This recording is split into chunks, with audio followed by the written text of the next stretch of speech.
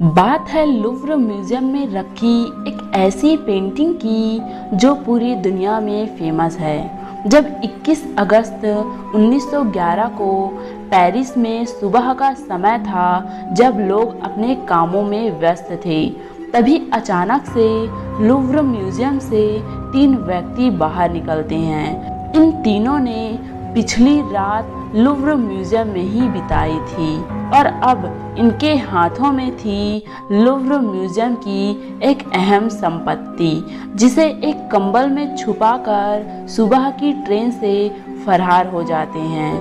पूरी दुनिया सोच में पड़ जाती है कि यह पेंटिंग कैसे गायब हुई।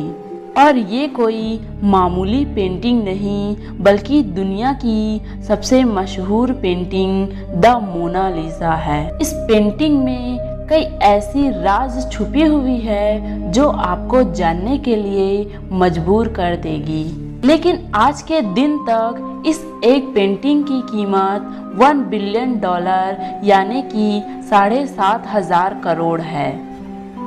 आखिर क्या राज छुपे हैं इस मोनालिसा की पेंटिंग में? क्या खास बात है इस पेंटिंग की? आइए जानते हैं आज के इस वीडियो में। दोस्तों, आज से तकरीबन 500 साल पहले सन 1503 में एक Italian artist Leonardo da Vinci के द्वारा मोनालिसा की एक ऐसी पेंटिंग बनाई गई जो अपने आप में एक रहस्य है। विंची इटली के मशहूर पेंटर थे। वे पेंटर के साथ साथ इंजीनियर, साइंटिस्ट, स्कल्पटर, आर्किटेक्ट और थ्योरिस्ट भी थे।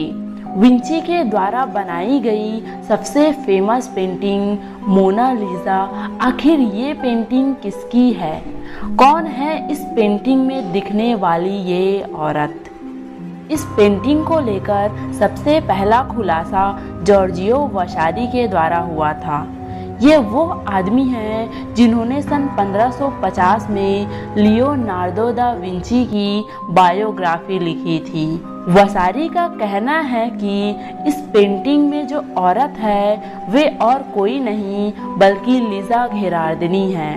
इनका विवाह फ्लोरेंस शहर में रहने वाले एक silk trader Francesco Del Giocondo के साथ हुई थी। फ्रांसेस्को ने ये तस्वीर अपनी पत्नी के लिए बनवाई थी, जिसे मोनालिसा नाम दिया गया। इटालियन में मोना शब्द मैडम के लिए इस्तेमाल करते हैं, लेकिन मोना का सही मतलब मैडम लिजा या लेडी लिजा होता है। हालांकि इस पेंटिंग में चित्रित महिला को ला जोकोंडो के नाम से भी जाना जाता है। ये अपनी शादी के बाद लिजा घेरार्दिनी से बन गई थी लिजा डेल जियोकोंडो। वासारी का ये भी कहना है कि दा विंची ने फ्रांसेस्को की पत्नी मैडम लिजा की पेंटिंग बनाई थी। बहुत से स्कॉलर का कहना है कि वासारी की बातों पर आसानी से यकीन नहीं किया जा सकता, क्योंकि वासारी के पास इस पेंटिंग के बारे में फर्स्ट हैंड इंफॉर्मेशन नहीं है। वहीं कुछ लोगों का कहना है कि ये कोई रानी की पेंटिंग है। कुछ कहते हैं कि उन्होंने अपनी माँ की तस्वीर बनाई है, या फिर इस पेंटिंग में विंची ने अपने आप को एक औरत के रूप में दर्शाया है। विंची ने इमेजिन किया है कि वे खुद कैसे दिखते अगर वो एक औरत होते। इस थ्योरी को सन 1987 में लिलियन स्वार्ट ने एक आर्टिकल में बढ़ावा दिया और कंप्यूटर की मदद से जब मोनालिसा के चेहरे के ऊपर लियोनार्डो के बाल, दाढ़ी व भौहें लगाकर देखा गया तो वह पूरी तरह से लियोनार्डो में बदल गई।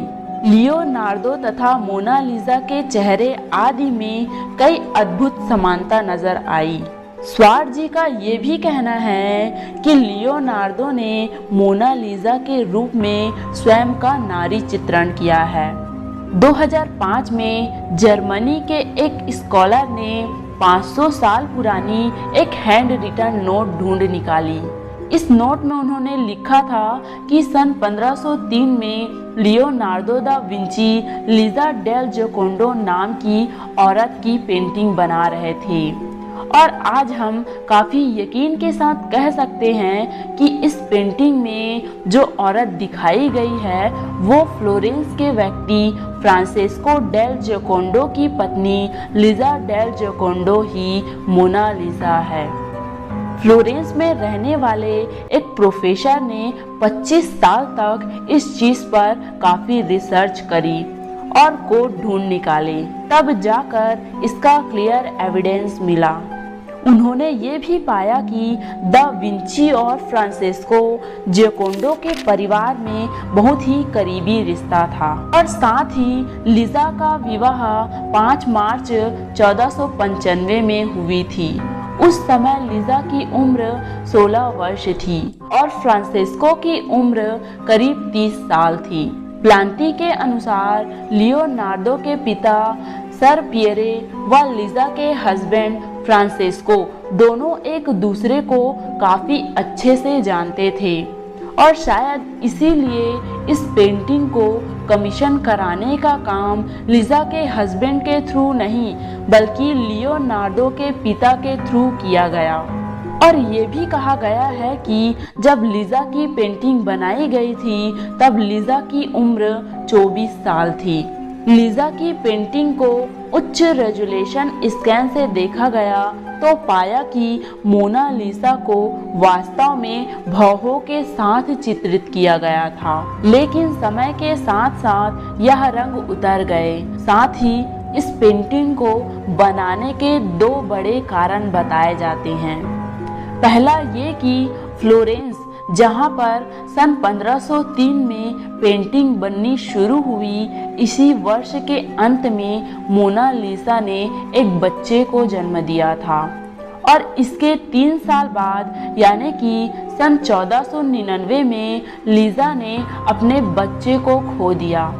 और दूसरा कारण ये कि फ्रांसेस्को ने अपने नए घर में अपनी वाइफ लीजा की पेंटिंग लगाना चाहते थे, लेकिन इस सच पर आज भी संदेह बना हुआ है क्योंकि पेंटिंग शायद तब अधूरी थी जब सन 1516 में फ्रांस के राजा फ्रांसिस प्रथम द्वारा लियोनार्डो दा विंची को आमंत्रित किया जाता है, जिससे विंची अपनी इस पेंटिंग के साथ फ्रांस चले जाते हैं। ये भी कहा जाता है कि विंची ने इस पेंटिंग को पूरा नहीं बनाया था।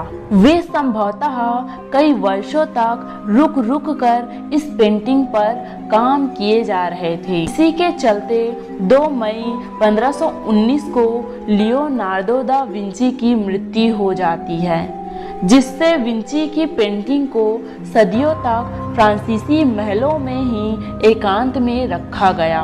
साल 1787 में फ्रांसीसी क्रांति के बाद इस पेंटिंग को फ्रांसीसी महलों से हटाकर लुव्र म्यूजियम में रख दिया जाता है।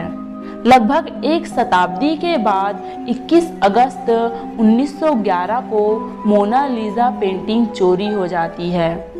चोरी के मास्टरमाइंड एक इटालियन ग्लेजियर विंसेंजो पेरुगिया थे, जिन्होंने अपने 2 दोस्तों के साथ मिलकर इस पेंटिंग को चुराई थी। इतने बड़े म्यूजियम से पेंटिंग का चोरी होना बहुत ही बड़ी बात थी। इसका पहला शक पेंटर पाब्लो पिकासो पर गया था, लेकिन उनसे पूछताछ के बाद यह आरोप उन पर से हटा दिया गया। विंसेंजो इस पेंटिंग को इटली ले जाना चाहते थे। वे इसे इटली की धरोहर मानते थे, लेकिन 2 साल बाद इस पेंटिंग को वापस ढूंढ लिया गया और विंसेंजो को गिरफ्तार कर लिया गया। दोस्तों, अब अगर हम इसके साइज की बात करें तो ये पेंटिंग देखने में भले ही बड़ी लगती हो, लेकिन ओरिजिनल पेंटिंग की साइज 30 बाई 21 इंच की है। इसे पेपर या कैनवास पर नहीं बल्कि पॉपुलर की लकड़ी पर ऑयल पेंट के साथ बनाया गया था। मोनालिसा की यह पेंटिंग इतनी खास है कि लोग इसकी मुस्कुराहट को देखकर आश्चर्य में पड़ जाते हैं। जैसे ही आप मोनालिसा की पेंटिंग को देखेंगे आपको एक हल्की सी मुस्कुराहट दिखाई देगी, लेकिन जैसे ही आप इसके होठों की तरफ देखेंगे आपको ये पेंटिंग थोड़ी सीरियस दिखाई देगी। ऐसा कहा जाता है कि इसी मुस्कुराहट को बनाने के लिए लियोनार्डो दा विंची को सबसे ज़्यादा समय लगा और ऐसा भी कहा जाता है कि विंची इस पेंटिंग के लिए हॉस्पिटल में मरे हुए लोगों को भी स्टडी करने जाते थे कि लोगों की हंसी कैसे आती है। तब जाकर उन्होंने इस पेंटिंग में इतनी बारीकी से काम किया। मोनालिसा की पेंटिंग से पहले जो पोर्ट्रेट बनाए जाते थे वे एकदम सिंपल प्रोफाइल की तरह होते थे और वे काफ़ी अवास्तविक लगते थे, लेकिन लिजा की ये पेंटिंग फ्रंट पोज में होने के कारण ये वास्तविक लगती है और यही चीज़ इसे बहुत रहस्यमय और ख़ास बनाती है। मोनालिसा पेंटिंग को बनाने के लिए लियोनार्डो दा विंची ने एक बहुत ही ख़ास टेक्निक का इस्तेमाल किया था जिसे स्फुमेटो कहा जाता है। विंची अपनी पेंटिंग में आउटलाइन नहीं बनाते थे, वे कलर को एक दूसरे में इस तरीके से ब्लेंड किया करते थे कि ब्रश के निशान को देख पाना नामुमकिन था। यही वजह है कि इस पेंटिंग में मोनालिसा जीवित और रहस्यमय नजर आ रही। विंची ने इस तस्वीर को और भी ज़्यादा रियल बनाने के लिए पीछे बैकग्राउंड की बारीकियों को बहुत हल्का बना दिया था। इसके बैकग्राउंड में एक अद्वितीय लैंडस्केप दिखाई देता है जिसमें पहाड़, झील और वृक्ष नजर आ रहे, जिससे कि ये पेंटिंग और भी खास नजर आ रही है।